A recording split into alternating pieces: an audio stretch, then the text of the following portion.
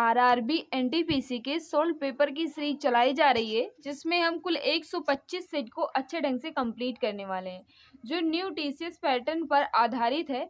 जिसमें कहा जाए फेज फर्स्ट जो है मैंने अच्छे ढंग से कंप्लीट कर लिया, फेज सेकंड जो है ये भी कंप्लीट किया जा चुका है, और फेज थर्ड जो है ये अब आपका स्टार्ट हो रहा है।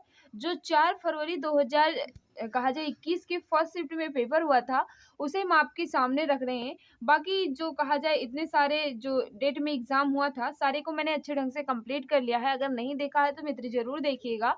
अब फेज थर्ड के अंतर्गत हमारा जो 4 फरवरी 2021 के फर्स्ट शिफ्ट में पेपर हुआ था, उसे हम आपके सामने रख रहे हैं, तो जल्दी जल्दी आंसर देने की कोशिश करना। देखिए मित्र, ये जो पेपर हम आपके सामने रख रहे हैं, ये पेपर जो है ये 4 फरवरी 2021 का पेपर है, फर्स्ट शिफ्ट में हुआ था। यानी 10:30 से जो 12 के बीच में पेपर हुआ था, वही हम आपके सामने रख रहे हैं। जिसमें कहा जाए मित्र, पहला क्वेश्चन जो है ये आपसे पूछा जा रहा है, उस समय का ये करंट से रिलेटेड क्वेश्चन था, तो आंसर देने की कोशिश करना। देखिए मित्र, इसमें मैथ और रीजनिंग और जीके जो है ये मिक्स दिया गया था, लेकिन मैंने क्रॉप करके जीके से संबंधित जितने भी इंपॉर्टेंट क्वेश्चन दिए गए थे, मैंने अलग से पीडीएफ क्रिएट कर ली है, ताकि आपको पढ़ने में और मुझे पढ़ाने में कोई दिक्कत भी ना हो, और इसकी पीडीएफ मैं आपको दे सकूं अपने टेलीग्राम चैनल एग्जाम गुरुजी भाई अरविंद शर्मा। तो यहाँ देखिएगा, पहला क्वेश्चन जो आपके सामने आ चुका है, क्या पूछा जा रहा है, सोच समझ कर आंसर देने की कोशिश करना। फिलहाल उस समय का ये करंट अफेयर का क्वेश्चन है। क्या कह रहा है, 30 नवंबर 2020 तक प्राप्त जानकारी के अनुसार अंतरराष्ट्रीय मुद्रा कोष यानी IMF के सदस्य देशों की संख्या जो है ये कितनी है। बताइएगा इसका राइट आंसर क्या हो जाएगा। याद रखना, इसका जो राइट आंसर होगा, जो भी मित्र बता रहे हैं 190 बिल्कुल सही बता रहे हो। IMF के सदस्य देशों की संख्या जो है 190 है। Right answer option number D यहाँ बिल्कुल परफेक्ट आंसर हो जाएगा। देखिए मित्र, अगर आप क्वेश्चन पढ़ते हैं तो बहुत अच्छी बात है, लेकिन साथ साथ अगर आप इसका एक्सप्लेनेशन पढ़ लेते हैं तो बहुत अच्छी बात हो जाएगी। यानी आपके कहा जाए एग्जाम में अगर आप एक्सप्लेनेशन भी तैयार कर लेते हैं तो बहुत ज़्यादा हेल्प मिलेगी। क्या कह रहा है, पढ़िएगा, एक्सप्लेनेशन आप नहीं छोड़ सकते हैं। IMF की स्थापना जुलाई 1944 में कहा जाए ब्रिटेन वुड्स न्यू हेम्पशायर संयुक्त राज्य अमेरिका में संयुक्त राष्ट्र सम्मेलन में IMF की कल्पना की गई थी। IMF एक औपचारिक गठन कहा जाए 27 दिसंबर 1945 को हुई थी, और इसका मुख्यालय जो है ये वाशिंगटन DC में है। IMF का उद्देश्य जो है अंतर्राष्ट्रीय व्यापार का संतुलित विकास करना, मौद्रिक सहयोग को बढ़ाना। अंतर्राष्ट्रीय मुद्रा कोष के सदस्य देशों की संख्या जो है 190 है। कंडोरा अंतर्राष्ट्रीय मुद्रा कोष का सदस्य बनने वाला 190वां देश बन गया है।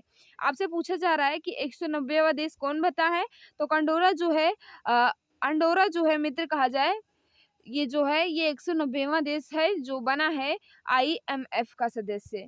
नेक्स्ट क्वेश्चन आपके सामने है, बताइएगा इसका राइट आंसर क्या हो जाएगा। क्या पूछा जा रहा है, देखिए मित्र, क्वेश्चन की संख्या को मैंने हाइड कर रखा है, क्योंकि आपको पता है कि इसमें मैथ और रीजनिंग जो है मिक्स दिया गया था, जीके कहीं कहीं बीच में दिया गया था, तो मैंने आपको डिस्टर्ब ना हो आप लोग क्वेश्चन की देख कर कि यहाँ इतना क्वेश्चन यहाँ उतना क्वेश्चन कैसे हो गया, तो मैंने क्वेश्चन की संख्या को हाइड कर रखा है। बताइएगा इसका राइट आंसर क्या हो जाएगा। MPEG का पूर्ण रूप, MPEG का पूर्ण रूप आपको बताना है। बताइएगा राइट आंसर क्या हो जाएगा। याद रखना, इसका जो राइट आंसर होगा moving picture expert group. Moving picture expert group जो है ये MPEG का पूर्ण रूप होगा moving picture expert group. Option B यहाँ बिल्कुल सही हो जाएगा। पढ़िएगा, कुछ इंपॉर्टेंट पॉइंट लिखा गया है कि MPEG का पूर्ण रूप जो है मूविंग पिक्चर एक्सपर्ट ग्रुप है, जिसका हिंदी में अनुवाद स्थानांतरण चित्र विशेषज्ञ समूह है। MPEG विशेषज्ञों का एक कार्य समूह है, जिसका गठन अंतरराष्ट्रीय मानकीकरण यानी ISO और अंतरराष्ट्रीय इलेक्ट्रोटेक्निकल कमीशन द्वारा किया गया था, जो ऑडियो और वीडियो संपीड़न और प्रसारण के लिए कहा जाए मानक निर्धारित करता है। नेक्स्ट क्वेश्चन आपके सामने है, बताइएगा इसका राइट आंसर क्या हो जाएगा। भारत की प्रथम पंचवर्षीय योजना का मुख्य केंद्र बिंदु क्या था। चलिए, डी ऑप्शन नहीं दिख रहा है, फिर भी इन्हीं तीनों में से है, तो बताइएगा राइट आंसर क्या हो जाएगा। भारत की प्रथम पंचवर्षीय योजना का मुख्य केंद्र बिंदु जो है ये क्या था। याद रखना इसका जो राइट आंसर हो जाएगा कृषि पर ध्यान देने के साथ प्राथमिक क्षेत्र का विकास करना। बिल्कुल राइट आंसर ऑप्शन नंबर ये वाले हमारे सभी ऑप्शन बी वाले बिल्कुल सही हो जाएंगे। कृषि पर कहा जाए ध्यान देने के साथ साथ प्राथमिक क्षेत्र का विकास करना, ये भारत की प्रथम पंचवर्षीय योजना का मुख्य उद्देश्य था। Right answer option number B वाले हमारे सभी मित्र बिल्कुल सही हो जाएंगे। पढ़िएगा, कुछ इंपॉर्टेंट पॉइंट लिखा गया है, इसे पढ़ना बहुत ही जरूरी हो जाता है मित्र कि भारत की पंचवर्षीय योजना केंद्र सरकार द्वारा 5 वर्षों के लिए राष्ट्र की आर्थिक एवं सामाजिक विकास की एक योजना थी। यह योजना भारत के प्रथम प्रधानमंत्री जवाहरलाल नेहरू द्वारा शुरू की गई थी। प्रथम पंचवर्षीय योजना जो 1951 से 56 तक चलाई गई, यह योजना हेराल्ड कहा जाए डोमन के मॉडल पर आधारित थी। यह योजना का मुख्य उद्देश्य जो है कृषि पर ध्यान देने के साथ साथ प्राथमिक क्षेत्र का विकास करना था। नेक्स्ट क्वेश्चन आपके सामने है, ईरान का प्राचीन नाम क्या है? ईरान का प्राचीन नाम जो है ये क्या है? तो याद रखना ईरान का प्राचीन नाम जो है ये फारस हो जाएगा। बात करें तो ऑप्शन नंबर ये यहाँ बिल्कुल परफेक्ट होगा। पढ़िएगा, कुछ इंपॉर्टेंट पॉइंट लिखा गया है कि ईरान का कहा जाए ईरान को सन 1935 तक फारस के नाम से जाना जाता था। ईरान जम्बू द्वीप एशिया यानी कहा जाए जम्बू द्वीप एशिया के दक्षिणी पश्चिमी खंड में स्थित एक देश है, जिसकी राजधानी जो ये तेहरान है। यहाँ पर प्रमुख धर्म इस्लाम है तथा इनका क्षेत्र जो है ये शिया बहुल है।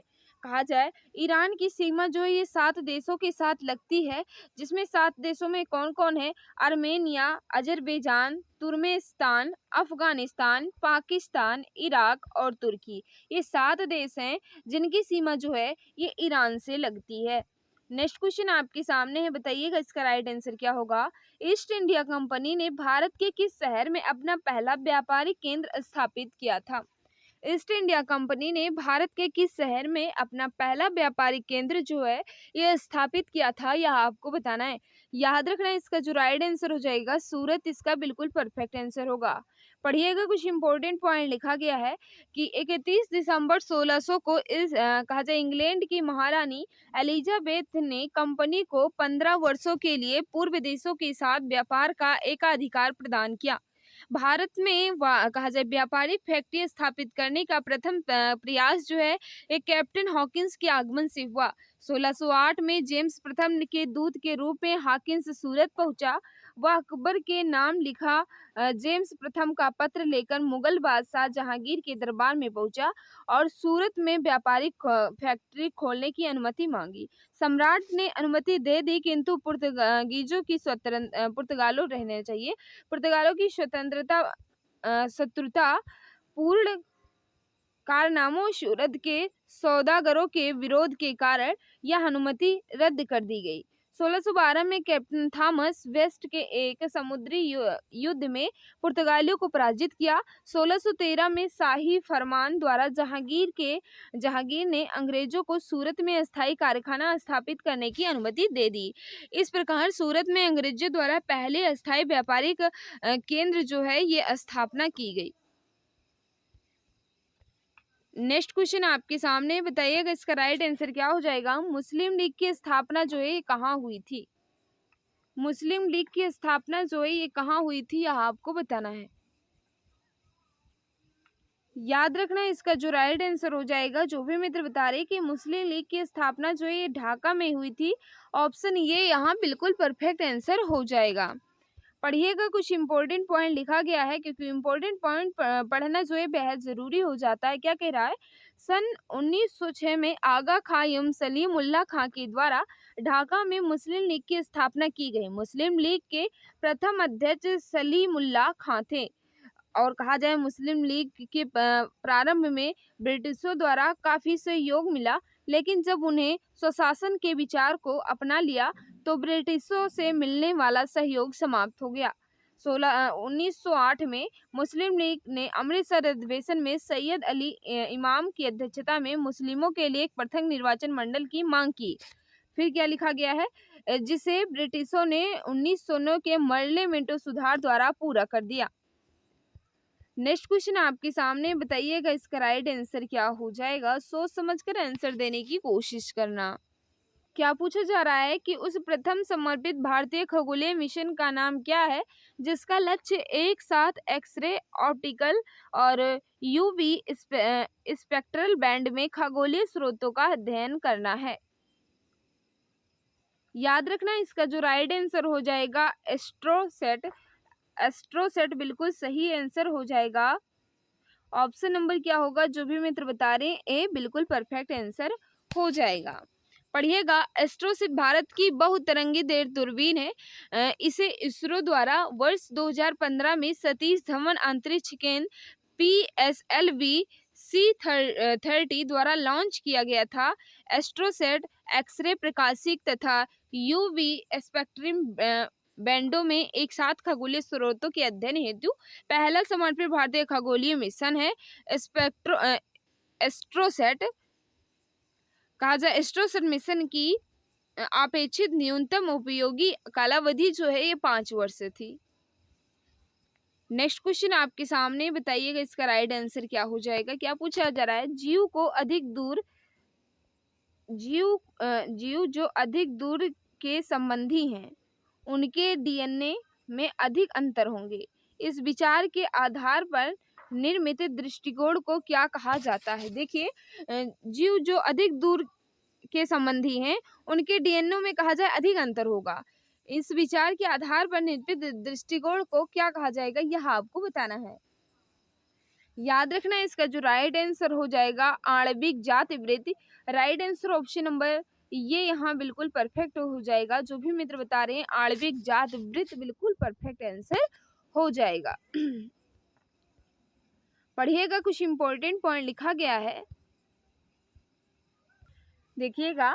आणविक जात वृत्त का प्रयोग डीएनए विश्लेषण और प्रोटीन संरचना के आधार पर जीवों के बीच आनुवंशिक रिश्तों को निर्धारित करने के लिए किया जाता है।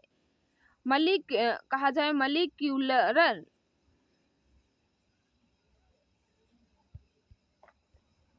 क्या लिखा गया है मित्र, मॉलिक्यूलर फेलोजेनी में डीएनए के अनुक्रम के मध्य यह स्पष्ट किया गया कि डीएनए से संबंधित जीव दूर से संबंधित जीवों की तुलना में कम अनुक्रम कहा जाए अंतर प्रदर्शित करेंगे। अर्थात दूसरे शब्दों में जीव जो अधिक दूर से संबंधित है उन्हें डीएनए से अधिक अंतर होंगे।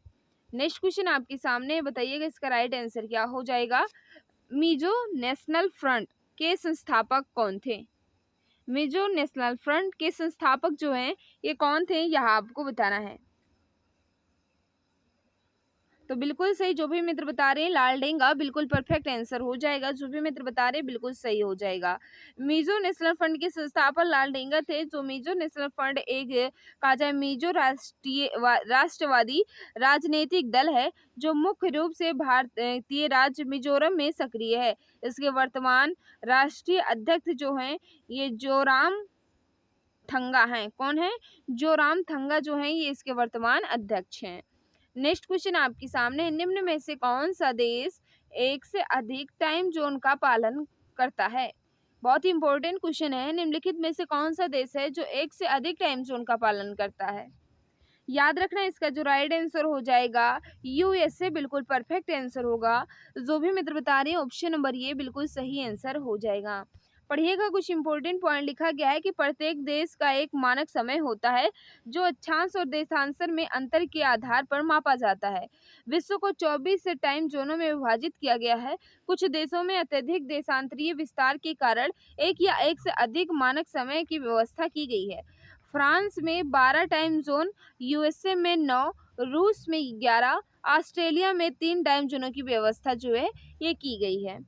नेक्स्ट क्वेश्चन आपके सामने है, इनमें से कौन सी कंप्यूटर सिस्टम की मेमोरी कहा जाए, रुकिए मित्र, सबसे बड़ी इकाई है। कंप्यूटर सिस्टम मेमोरी की सबसे बड़ी इकाई जो है ये कौन सी है। याद रखना है इसका जो राइट आंसर हो जाएगा योटाबाइट बिल्कुल परफेक्ट आंसर होगा। जो भी मित्र बता रहे हैं योटाबाइट बिल्कुल सही आंसर हो जाएगा।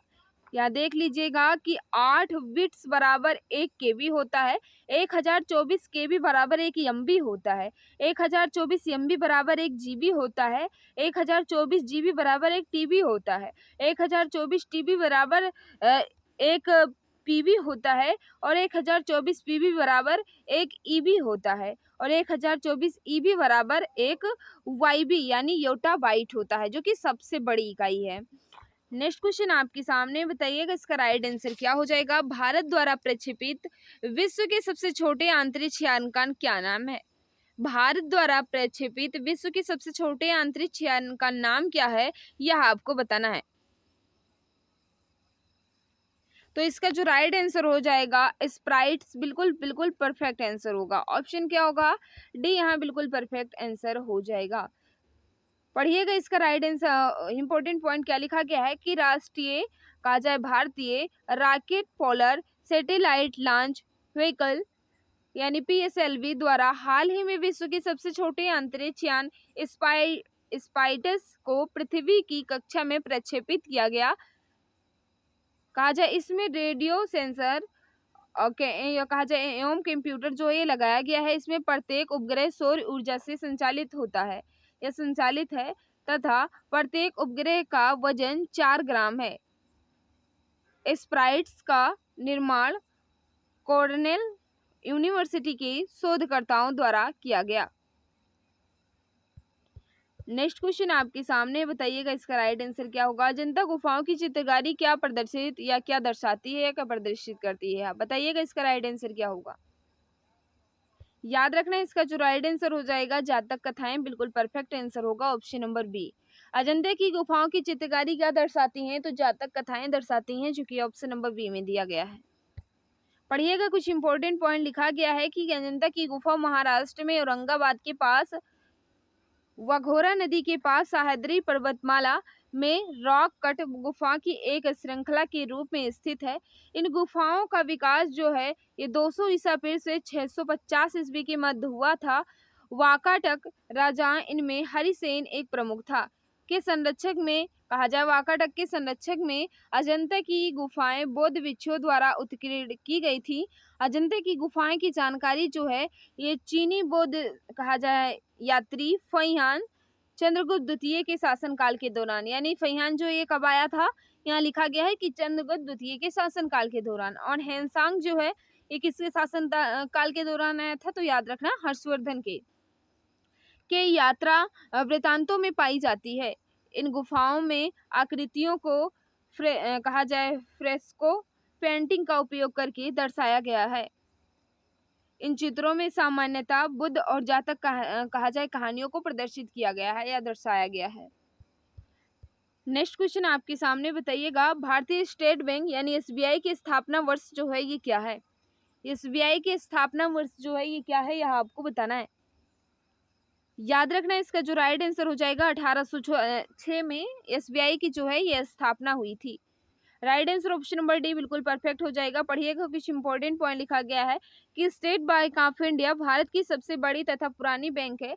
जून 1806 में बैंक ऑफ बंगाल, 1840 में बैंक ऑफ बॉम्बे, 1843 में बैंक ऑफ मद्रास की स्थापना की गई थी।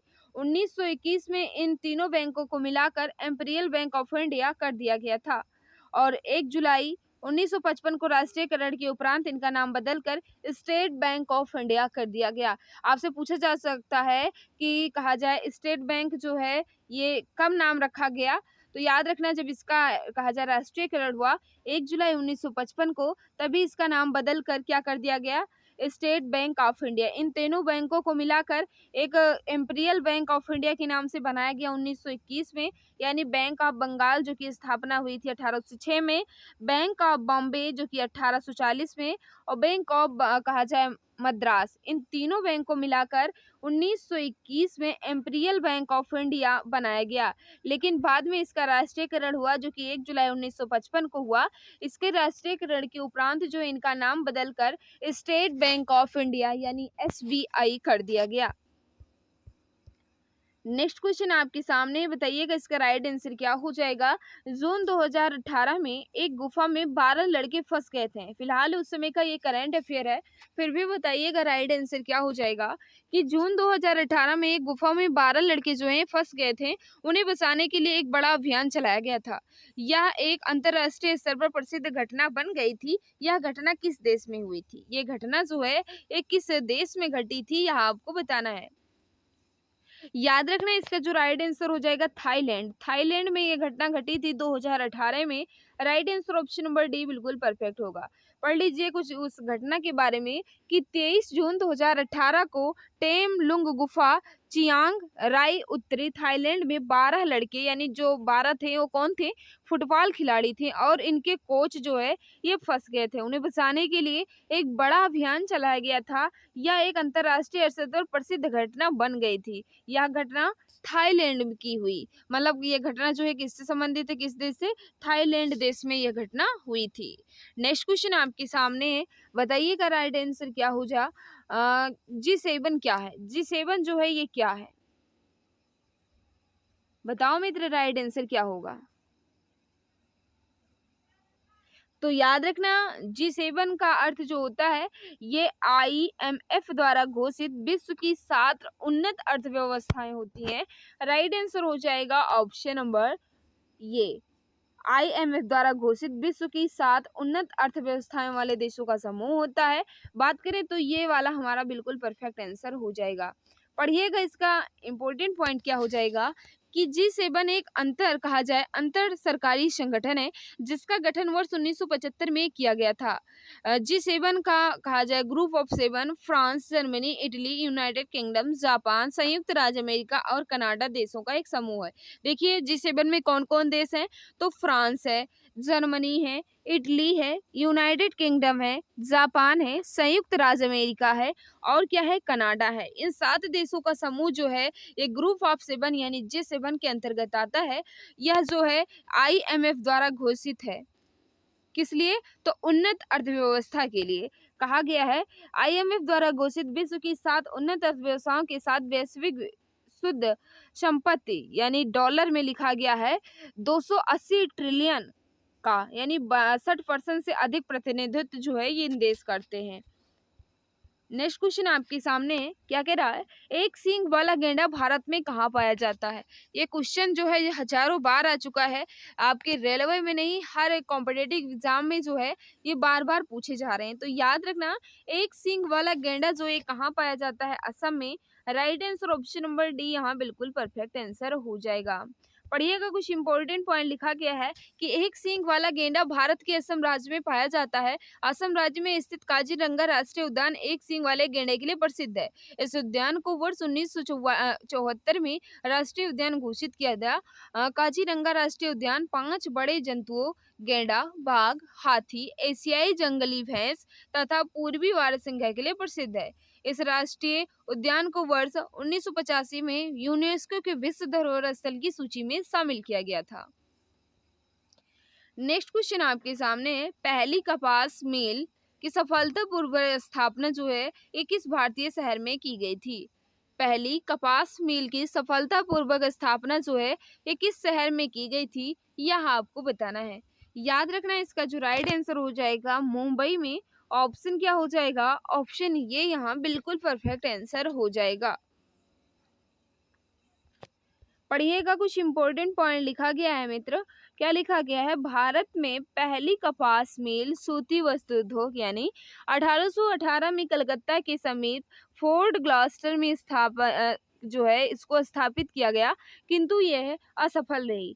सबसे पहले सफल आधुनिक सूती वस्त्र कारखाना जो है 1954 में मुंबई में काउसजी नाना भाई डावर द्वारा खोला गया। इसमें 1856 से उत्पादन प्रारंभ हुआ। सूती वस्त्र उद्योग एक ऐसा उद्योग है जो अत्यधिक लोगों को रोजगार उपलब्ध कराता है। सूती वस्त्र कहा जाए सूती वस्त्र के लिए मुंबई प्रसिद्ध है और रेशमी साड़ी के लिए बनारस प्रसिद्ध है, यह आपको याद रखना है। नेक्स्ट क्वेश्चन आपके सामने, राज्यसभा सदस्यों का चुनाव जो है कितनी अवधि के लिए किया जाता है। राज्यसभा सदस्यों का चुनाव जो है ये कितनी अवधि के लिए किया जाता है, यह आपको बताना है। याद रखना इसका जो राइट आंसर हो जाएगा 6 वर्ष के लिए। ऑप्शन क्या होगा, बी यहाँ बिल्कुल परफेक्ट आंसर हो जाएगा। पढ़िएगा कुछ इंपॉर्टेंट पॉइंट लिखा गया है कि राज्यसभा एक अस्थायी सदन है। भारत के संविधान के अनुच्छेद 83 फर्स्ट के तहत इसे भंग नहीं किया जा सकता। इसके सदस्यों का कार्यकाल जो है ये 6 वर्ष को होता है। इसके 1/3 सदस्य प्रत्येक दूसरे वर्ष जो है सेवानिवृत्त हो जाते हैं और उन्हें प्रतिस्थापित करने के लिए उनकी संख्या में नए सदस्यों को चुना जाता है। नेक्स्ट क्वेश्चन आपके सामने है, वंशागत नियम की खोज जो है ये किसने की थी? वंशागत नियम की खोज जो है ये किसके द्वारा की गई थी, यह आपको बताना है। याद रखना इसका जो राइट आंसर होगा क्या होगा, ग्रेगर जानमेंडल, यानी कहा जाए ऑप्शन नंबर डी यहाँ बिल्कुल परफेक्ट आंसर हो जाएगा। जो भी मित्र हमारे बता रहे हैं बिल्कुल सही बता रहे। पढ़िएगा, कुछ इंपॉर्टेंट पॉइंट लिखा गया है कि प्रत्येक जीव में बहुत से ऐसे गुण होते हैं जो पीढ़ी दर पीढ़ी माता पिता अर्थात जनकों की उनके संतानों में संचरित होते रहते हैं। जनकों के माध्यम से संतानों में युग्मों के माध्यम से पैतृक गुणों का संचारण अनुवांशिकता कहलाता है। ग्रेगर जानमेंडल ऑस्ट्रिया देश के एक मठ में पादरी थे। उन्होंने अपने वैज्ञानिक खोजों में आधुनिक अनुवांशिकी की नींव डाली, इसलिए उन्हें अनुवांशिकी का पिता भी कहा जाता है। नेक्स्ट क्वेश्चन आपके सामने है,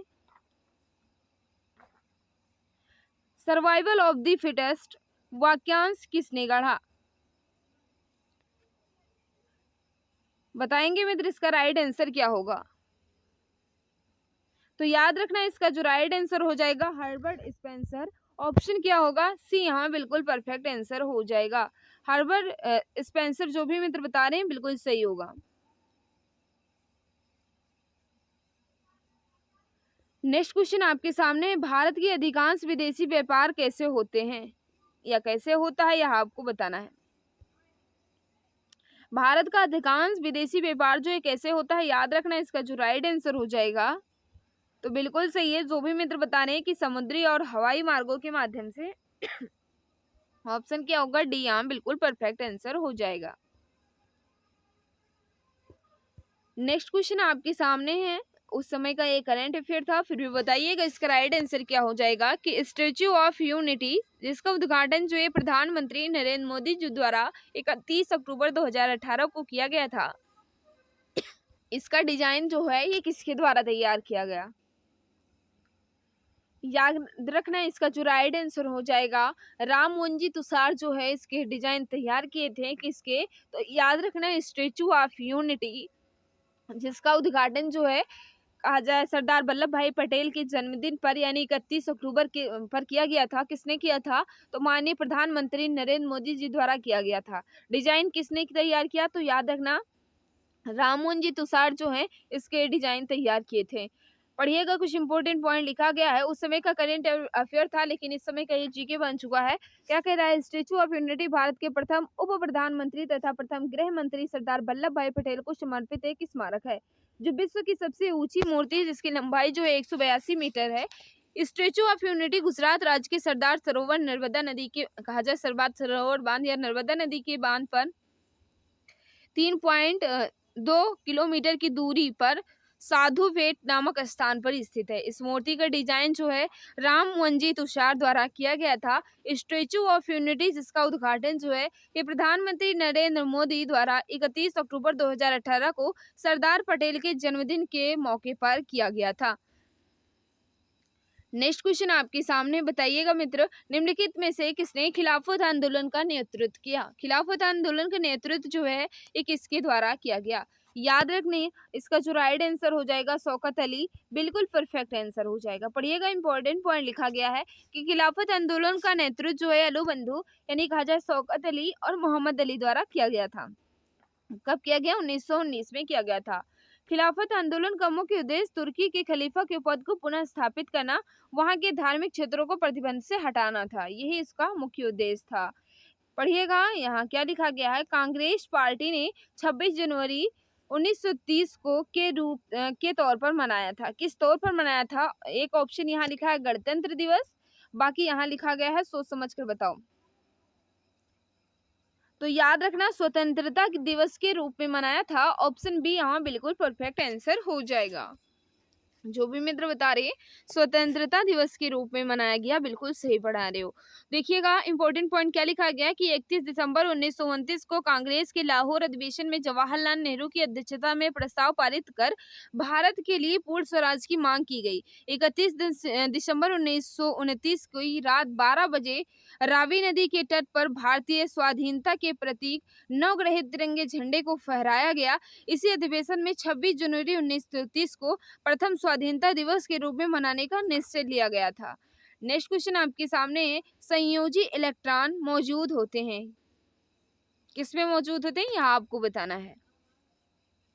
याद रखना इसका जो राइट आंसर हो जाएगा परिमाण की सबसे बाह्य कक्षा में, ऑप्शन क्या होगा, बी यहाँ बिल्कुल परफेक्ट आंसर हो जाएगा। तो जो भी मित्र बता रहे हैं बिल्कुल सही हो जाएगा। देखिए संयोजी इलेक्ट्रॉन किसे कहते हैं, किसी भी तत्व के बाह्यतम कोश में उपस्थित इलेक्ट्रॉनों की संख्या जो है ये संयोजी इलेक्ट्रॉन कहलाते हैं। नेक्स्ट क्वेश्चन आपके सामने है कि बांस दिवस जो है, विश्व बांस दिवस हर साल किस तिथि को मनाया जाता है। विश्व बांस दिवस जो है ये किस तिथि में मनाया जाता है। बाघ नहीं पूछ रहा है, विश्व बांस दिवस पूछ रहा है। तो याद रखना इसका जो राइट आंसर हो जाएगा 18 सितंबर को मनाया जाता है विश्व बांस दिवस। ऑप्शन क्या होगा, सी यहाँ बिल्कुल परफेक्ट आंसर हो जाएगा। पढ़िएगा, कुछ इंपॉर्टेंट पॉइंट लिखा गया है मित्र कि विश्व स्तर पर बांस के बारे में जागरूकता बढ़ाने के लिए 18 सितंबर को हर वर्ष जो है ये विश्व बांस दिवस के रूप में मनाया जाता है। विश्व बांस संगठन मुख्यालय जो है एंटवर्प बेल्जियम में स्थित है। इसकी स्थापना जो है 2005 में हुई थी। विश्व बांस संगठन के कार्यकारी निदेशक जो हैं ये सुजेन लुकास हैं। अब यहाँ देखिएगा जो डेट लिखी गई थी उसके बारे में कि 10 जुलाई को क्या मनाया जाता है, तो राष्ट्रीय मत्स्य किसान दिवस मनाया जाता है। 10 मार्च को क्या मनाया जाता है, तो सीआरपीएफ की स्थापना हुई थी। 11 जुलाई को क्या मनाया जाता है, तो विश्व जनसंख्या दिवस मनाया जाता है। नेक्स्ट क्वेश्चन आपके सामने है, भारत का पूर्वी तट एक है, क्या है यह आपको बताना है। बताओ मित्र इसका राइट आंसर क्या हो जाएगा।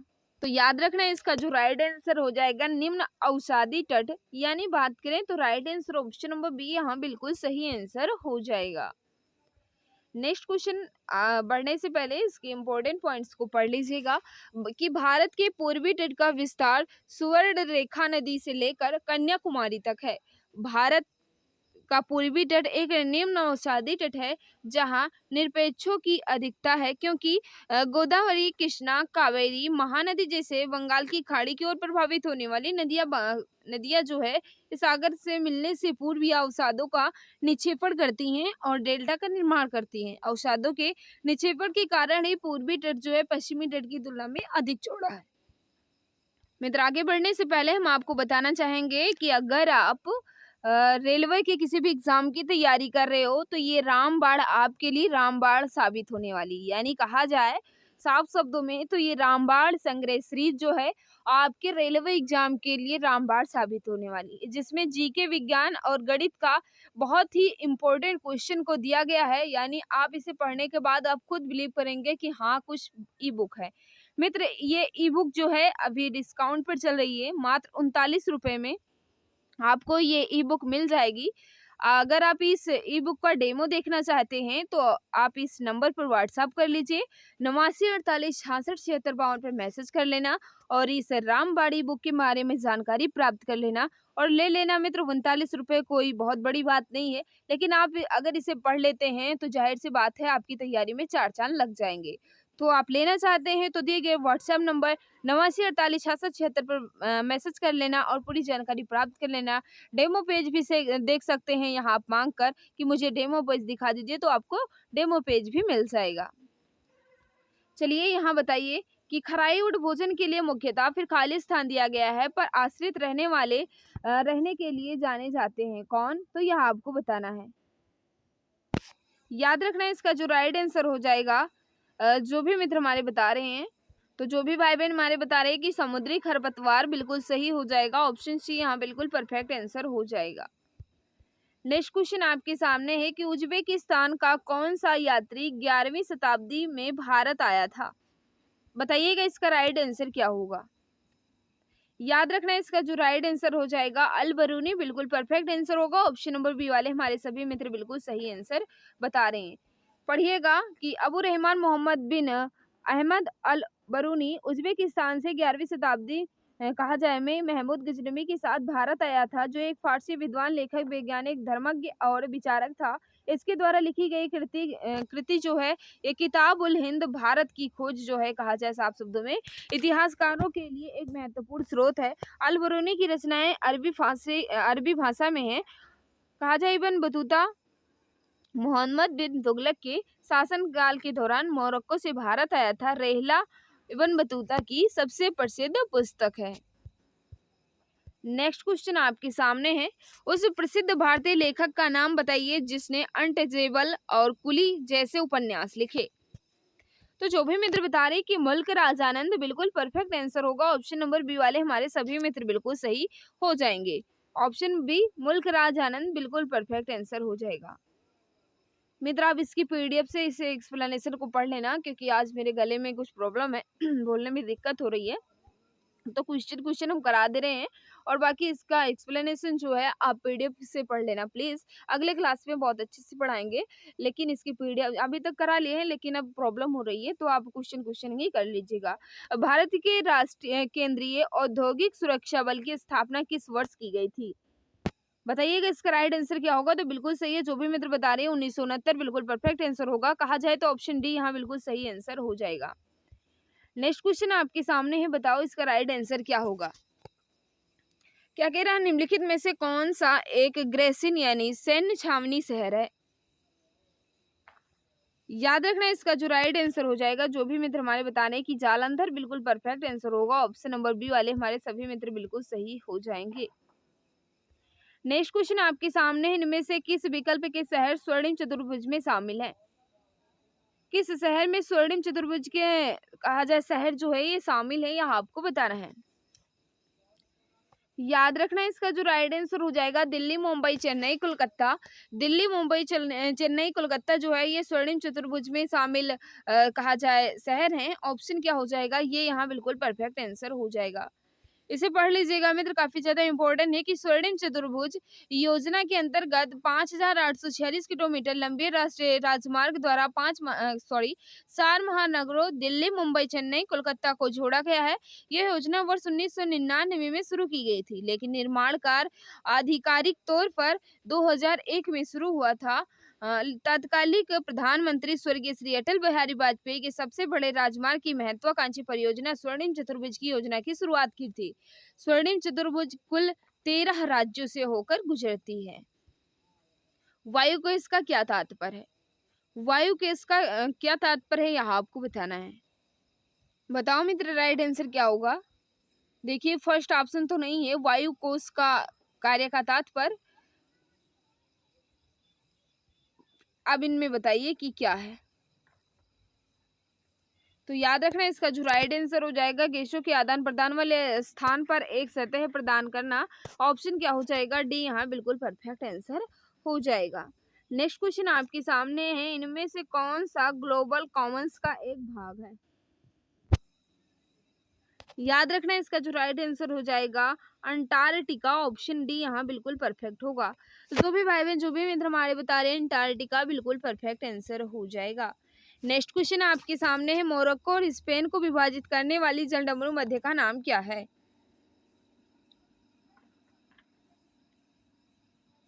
मेक्सिको और स्पेन को विभाजित करने वाली जलडमरू मध्य का नाम क्या है, इसका आपको बताना है।